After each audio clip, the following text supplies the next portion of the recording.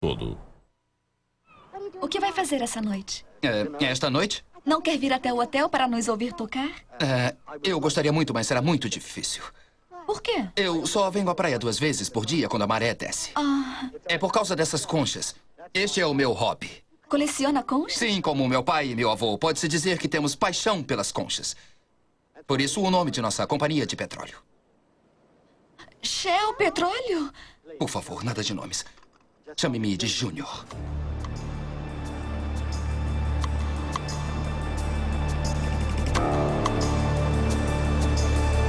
O logotipo da Shell.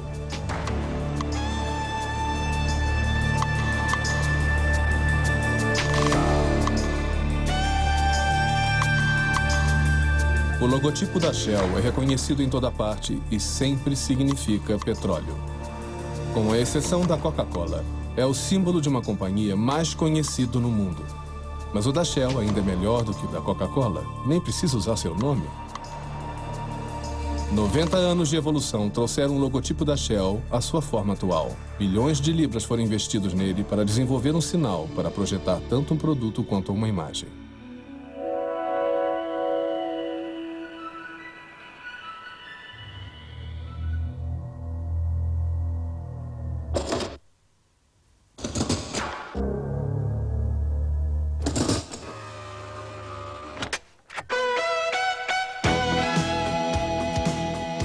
É o que nós temos que conseguir. Tem que ser forte e tem que ser reconhecível, assim como a Shell. Possui uma dinâmica visual que é muito atraente. Apresenta também um elemento de conforto e de calor, se quiserem. Parece um pouco como um sol nascente dentro de uma concha. E isso comunica uma coisa muito boa sobre a companhia. Claro que foi concebido para comunicar uma coisa boa. A reputação e o sucesso da companhia Shell estão agora tão completamente ligados com seu logotipo que ele é reconhecido como seu elemento mais valioso e intangível. Nas grandes companhias e organizações, os logotipos há muito tempo deixaram de ser simplesmente marcas para identificar e vender um produto. Eles tornaram-se o componente mais poderoso de uma estrutura de identificação que pretende influenciar e informar a todos que estiverem em contato tanto com o público quanto com os funcionários. Em uma companhia como a Shell, o nome, o símbolo e as cores estão por toda parte. Em uma organização tão reconhecida em todo o mundo, precisaria mesmo ser.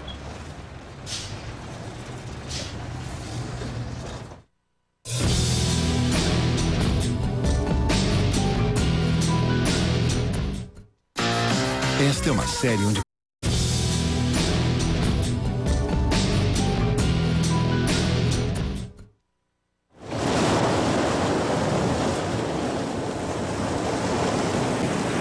A Shell não só explora, refina e vende petróleo. É a maior produtora de ações de gasolina no mundo ocidental, uma das maiores companhias químicas. Tem interesse em minerações de carvão e metais, reflorestamento, energia solar, biociência e tem um staff de mais de 134 mil pessoas. Dá um lance de 400. Eu só dou até 350.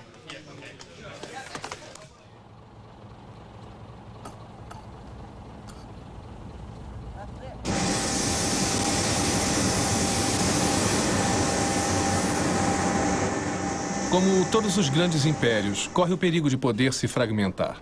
Precisa de um artifício de unificação que forneça uma coesão a todas as suas diversas atividades. O logotipo agora é usado para isso, para promover e para manter uma imagem constante.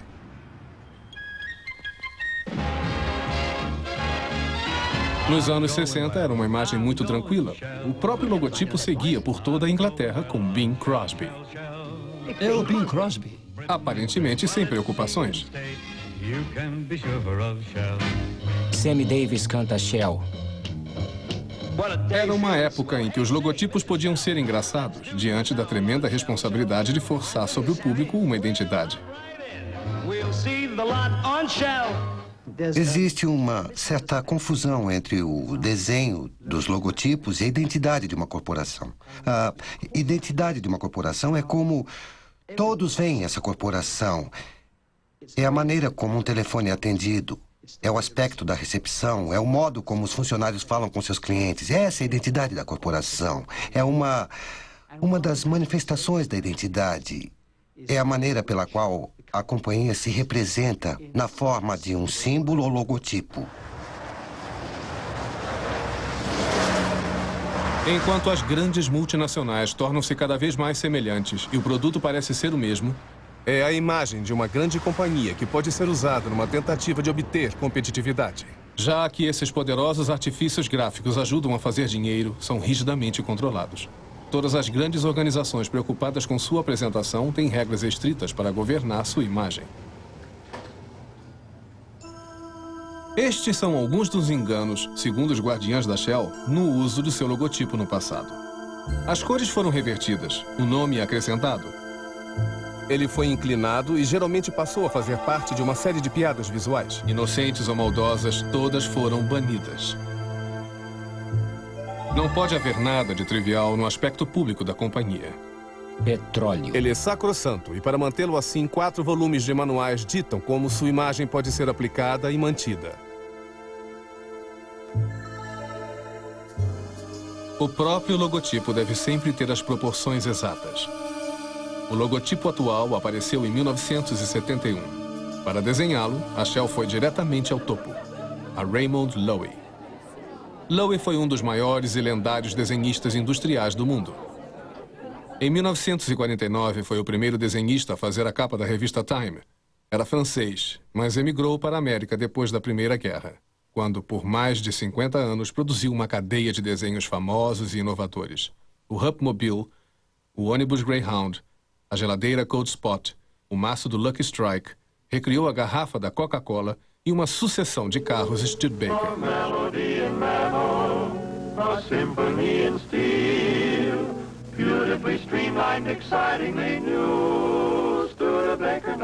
Mais tarde, fez o interior da Skylab e uma série de marcas e identidades de companhias. Nos anos 60, Everett Ant era o chefe da equipe de desenho gráfico de Loewy em Paris. Raymond Loewy estava envolvido de uma maneira no desenho, pelo fato que nos dava uma certa filosofia de trabalho. Bem, vocês podem dizer, ora, ele não desenhava, pois... Eu digo que, no mundo, existem muitos desenhistas gráficos que podem fazer desenhos lindos.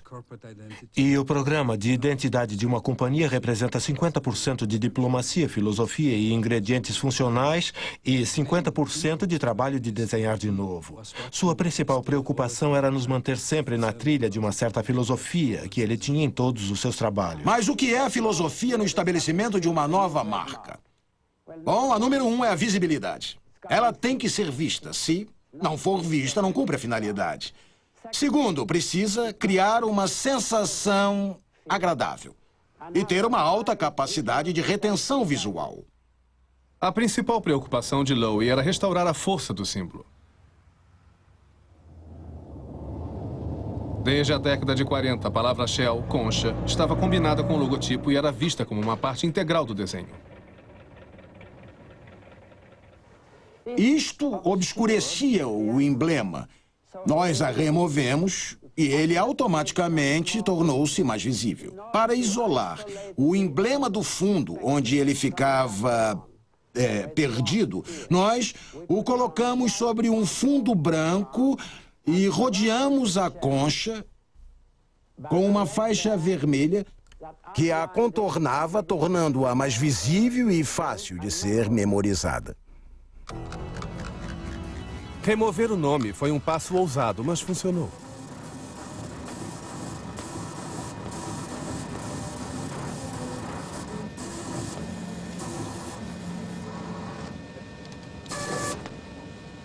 Pode-se argumentar que, sem um gigante internacional que o levasse pelo mundo todo, o logotipo da Shell poderia ter desaparecido há muitos anos ou ter se diluído.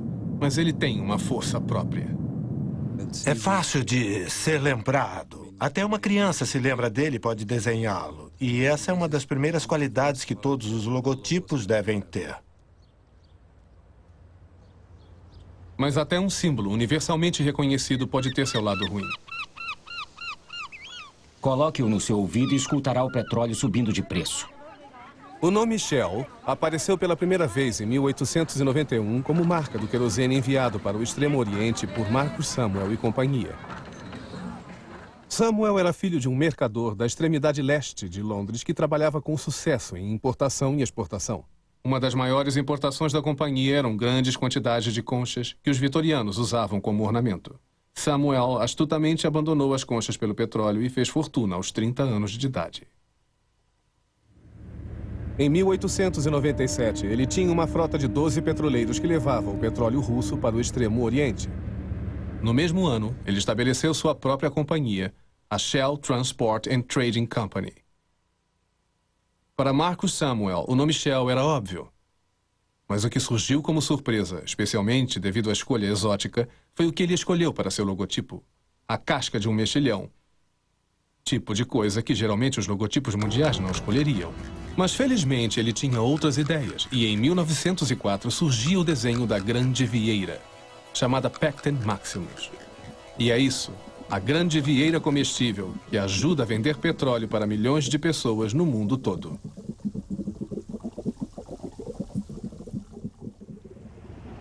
Na mesma época em que Marcus Samuel expandia sua companhia Shell, a companhia de petróleo Royal Dutch para os Working of Oil Wells nas Índias Holandesas começava. A indústria de petróleo tinha então 30 anos. A Royal Dutch começou a procurar petróleo em Sumatra. Logo, as duas companhias tornaram-se rivais, mas não por muito tempo. Em 1907, elas se reuniram, ficando a Royal Dutch com 60% da companhia. Tanto o nome Shell e o Pecten Maximus poderiam ter chegado a um final abrupto, mas ambos emergiram triunfantes e o logotipo foi rapidamente redesenhado. Atualmente, a Royal Dutch Shell Group of Companies tem seus escritórios centrais em The Hague e em Londres, e tem companhias operando em mais de 100 países. Talvez, se os fundadores tivessem a noção de tudo isso, da intensidade da competição global ou da importância futura da identidade da corporação, tivessem escolhido seu logotipo com mais cuidado. A cor é o terceiro elemento-chave da identidade visual da companhia. Marcus Samuel enviava o querosene para o Extremo Oriente em latas pintadas de vermelho, mas as origens do vermelho e do amarelo apontam para a Espanha, ou então para a Califórnia. Pois quando a companhia Shell se estabeleceu lá em 1915, precisou tornar suas estações de petróleo mais distintas. Como as cores tinham uma ligação histórica com o Estado, já que num período foi governado pela Espanha, suas cores foram adotadas. A escolha de uma concha agora parece ser fortuita. Mas se os consultores de desenho hoje rejeitam a ideia de uma concha por trazer associações bastante inapropriadas, Marcus Samuel parece não ter se importado com isso. Talvez ele não tenha se dado conta ou descartou como sem importância o fato de que a concha como símbolo já tinha tido uso constante por mais de 3.000 anos. A arte do mundo clássico subia à tona com ela. É um dos símbolos mais antigos e foi usado por muitos povos do mundo antigo. E no Novo Mundo o encontramos nas civilizações maia e asteca. E ele aparece por todo o mundo grego. Ele é encontrado na pintura e principalmente na escultura. Por exemplo, como símbolo da criação. Vênus, a grande deusa do amor, surgiu no mar e saiu de dentro de uma concha de vieira que abriu-se para revelar a linda deusa, desde os tempos antigos, passando pelos pintores da Renascença, sendo que o mais famoso foi Botticelli. A concha aparecia como uma imagem de sexualidade exuberante. A ideia da abertura das duas partes da concha é uma imagem obviamente sexual. Existe uma associação secundária da imagem da concha de vieira que podemos novamente datar da Idade Média. É a relação da peregrinação feita por alguns a Compostela, onde estão os restos de São Tiago, o apóstolo, que foram descobertos no norte da Espanha. Os restos foram simbolizados pela casca da vieira, que derivava da ocupação do santo como pescador. Os peregrinos colocavam uma concha de vieira em seus chapéus, pequenas conchas de metal, que seriam usadas para sempre como um símbolo de boa sorte. Mas as curiosas camadas de significados ligados ao símbolo da concha pareciam totalmente inadequados para uma grande companhia comercial. Apesar de seu uso constante no passado e das contínuas e muitas vezes menos adequadas manifestações atuais, o Pecten Maximus foi usurpado pelo petróleo.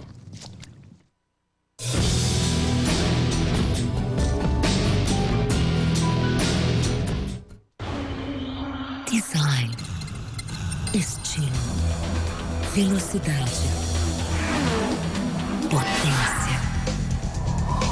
Cor. Paixão pela cor. Nova linha de impressoras Epson. Uma tentação. Projetores, scanners e impressoras Epson. Você não vai resistir. Epson, imagem sem limites. Nosotros tenemos que sustituir las estatuas de Simón Bolívar por estatuas de Osmel Sousa. Todo mundo sabe que na Venezuela Chávez governa. Los políticos usan muchos trucos y muchas cosas, ¿no? Es decir... Mas são elas que reinam. Conheça todos os segredos do concurso mais competitivo do mundo em Miss Venezuela, Fábrica de Beleza. Sábado, 2 de novembro, em People and Arts. Você está vendo People and Arts. Um raio-x dos casos criminosos mais surpreendentes. Um perfil dos seus protagonistas. Uma reconstrução passo a passo de como foram cometidos. Da ideia até sua realização.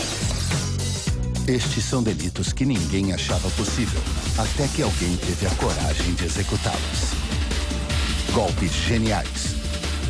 Em People and Arts. Sexo, traição, a perda da inocência. Just get her here. I can do the rest. Uma janela para a fantasia e a perversão. I've got a mirror, one you can see through. Tudo começou como um jogo, mas ninguém podia prever as consequências fatais. Whatever happens now is under my control. Don't be too sure. Um toque de maldade. Em People and Arts. Oh my God. Quem entra neste pronto-socorro tem apenas um desejo: não morrer. Aqueles que aqui trabalham fazem de tudo por aqueles que chegam. O tempo vai se esgotando e as dificuldades crescendo.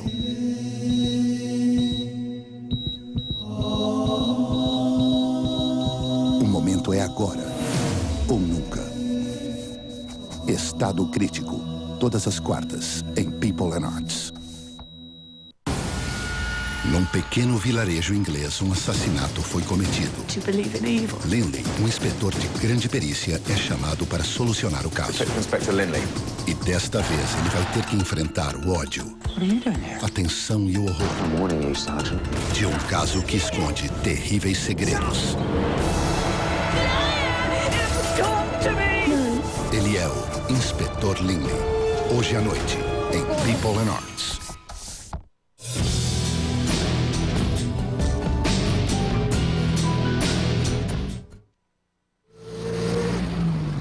A rápida expansão da companhia nos primeiros anos deste século viu a Shell estabelecer-se em todos os continentes e com ela o seu logotipo.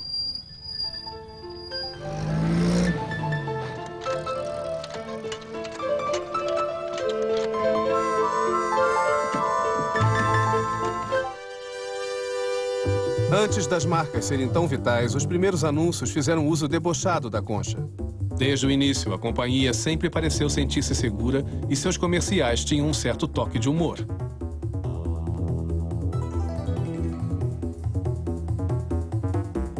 Mas foi na década de 30 que surgiram os anos de ouro dos comerciais da Shell, período que foi presidido por seu gerente de publicidade, Jack Bedington.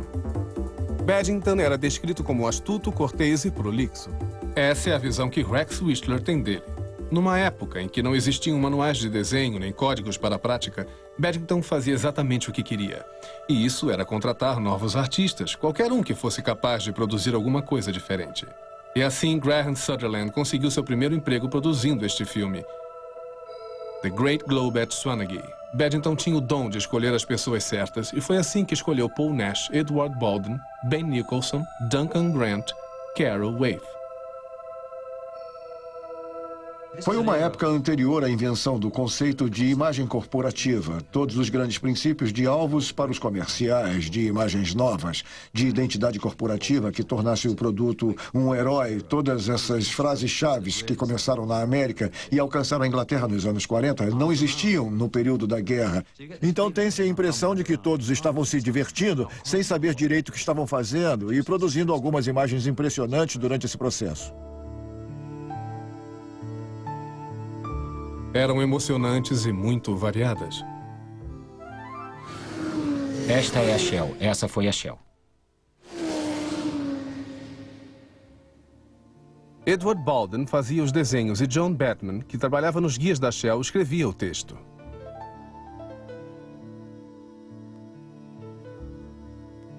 E Edward McKnight Coffer, considerado como sendo o primeiro verdadeiro desenhista gráfico da Inglaterra, produziu seu primeiro trabalho altamente original. Pela primeira vez, as letras faziam parte integral do desenho.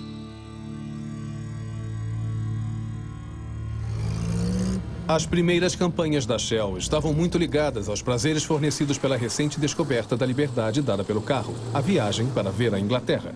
A ênfase era dada às delícias do campo. Não havia a menor menção a nada tão sujo quanto o petróleo. Eram comerciais dirigidos às classes ricas e à recentemente surgida classe média. Para agradá-las, a Shell não desfigurava o campo anunciando multidões. Seus pôsteres eram fixados nos caminhões que levavam o petróleo enlatado. As latas eram imprescindíveis para as estações de abastecimento, tão poucas e distantes. A eficiência desses comerciais é que quando você está dirigindo seu carro e tem que parar nos sinais de trânsito, quando olha pela janela, lá está um caminhão de petróleo do seu lado com o Paul Nash estampado na carroceria. E você vê o Paul Nash e pensa, meu Deus, eles são iluminados, tenho que comprar a gasolina deles. Em termos modernos, isso não tem nada a ver com a publicidade. É difuso, não é chamativo, é difícil de ser lido, não existe consistência nas imagens. E mais ainda, durante toda a década de 30, o logotipo desapareceu completamente. Naquela época, havia pouco conceito de sua força potencial como imagem. Mas ele foi redesenhado, iniciando um processo de estilização. Mas foi somente depois da Segunda Guerra que a construção da imagem começou para valer. E o logotipo, então, apareceu em cores, fortemente estilizado e mais robusto. Precisava ser. Daquele ponto em diante, seria explorado comercialmente.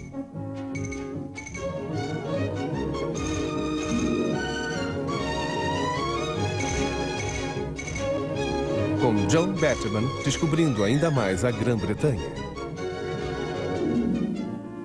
Se existir algum momento seguro na estrada principal que vai de Highway Combe para Oxford, olhe para cima, para o extraordinário grupo na colina. Ele foi posto lá de propósito para terminar a vista há 200 anos. E vale a pena subir a colina para ver. Pois lá está o mausoléu da família Dashwood. Estão vendo aqueles recessos quadrados? Eles contêm urnas para guardar os corações dos membros do Hellfire Club. O clube foi instaurado para praticar magia negra.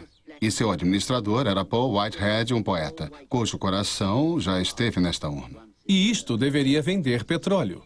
Eram mini-documentários de 3 minutos. Mas era a antiga técnica dos anos 30. Insistiam sempre em não mencionar nada que tivesse a ver com a venda do petróleo. Podemos olhar para os vários quilômetros de Chiltern Hills e para baixo, para os temidos túmulos que um dia nos chamarão a todos. Descubra a Grã-Bretanha com a Shell e com a ICA. Quando a identidade e a imagem tornaram-se mais importantes, o logotipo foi constantemente modernizado. Durante o século, um novo apareceu em uma média de 12 anos. Mas o novo desenho de Loewy é o que nos dá uma imagem mais duradoura. Já dura 20 anos.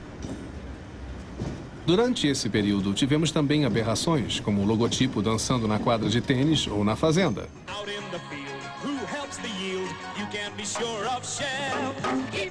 Agora, um cordon sanitaire foi posto em torno do logotipo.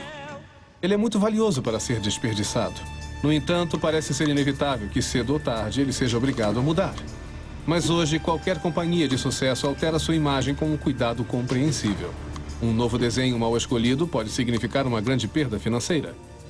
No passado, ele mudava muito de gosto e estilo. Mas então havia menos pressão em torno do fato. Hoje, qualquer mudança será sutil. A essência deve ser mantida. A necessidade das organizações falarem com uma voz mais cuidadosa fará parte dos anos 90 de agora em diante. É parte da ideia atual. É parte de uma reação, talvez, se quiserem, contra o antigo thatcherismo. Mas creio que está presente e que seguirá na identidade dos desenhos. Se o logotipo da Shell evoluir, isso acontecerá de maneira mais suave. menos agressiva, talvez menos linear.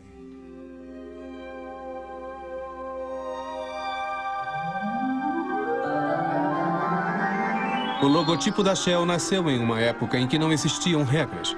Se os padrões rígidos de hoje, relativos à identidade da companhia, fossem aplicados ao logotipo, ele estaria fora da maioria deles.